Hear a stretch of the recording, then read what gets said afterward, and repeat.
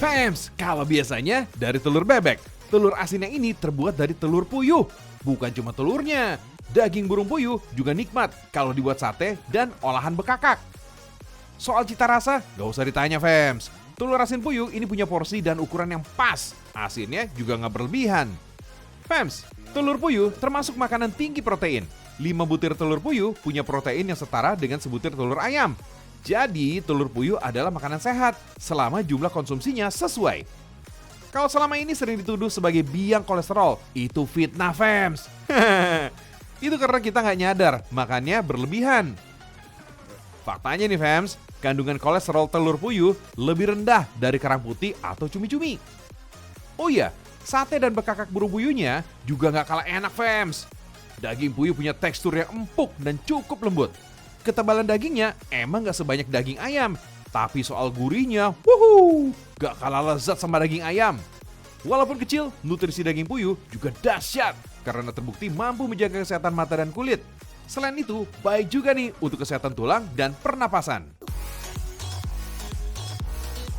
Oh iya, beda telur, beda pula nih bahan pendukungnya. Selain telur puyuh, ada garam, batang serai, dan juga daun salam. Kalau untuk sate dan bekakak, daging puyuh aja udah cukup nih sebagai bahan utamanya.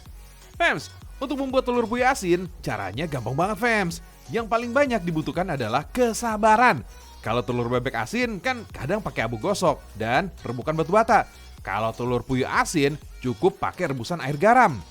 Untuk 3 kg telur puyuh, biasanya butuh sekitar 1 kg garam. Tapi durasi ngerebusnya lumayan lama Fems. Bisa 5 jam atau bahkan lebih.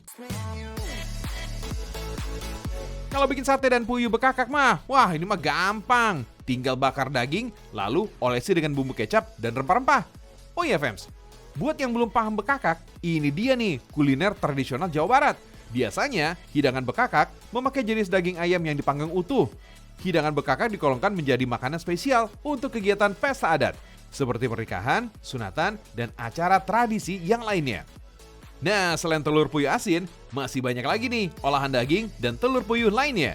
Dari yang pedas dan manis, semuanya komplit deh dari Sukabumi, Jawa Barat. Produk olahan puyuh ini dipasarkan ke Jakarta dan beberapa daerah lainnya. Bahkan nih, udah mau dicoba untuk menembus pasar dunia. Amin. Semangat ya Pak, yakin deh, pasti bisa.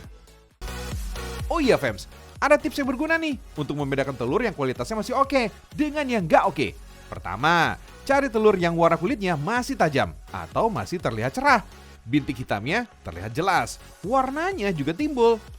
Cara kedua, mirip seperti memilih telur pada umumnya. Cukup rendam dalam air, kemudian perhatikan. Telur yang ngambang kualitasnya nggak lebih baik dari telur yang tenggelam. Jadi buang jauh-jauh deh tuh telur puyuh yang mengambang. Makanya pilih yang jelas saja. Jangan yang masih ngambang, ntar capek hati kita.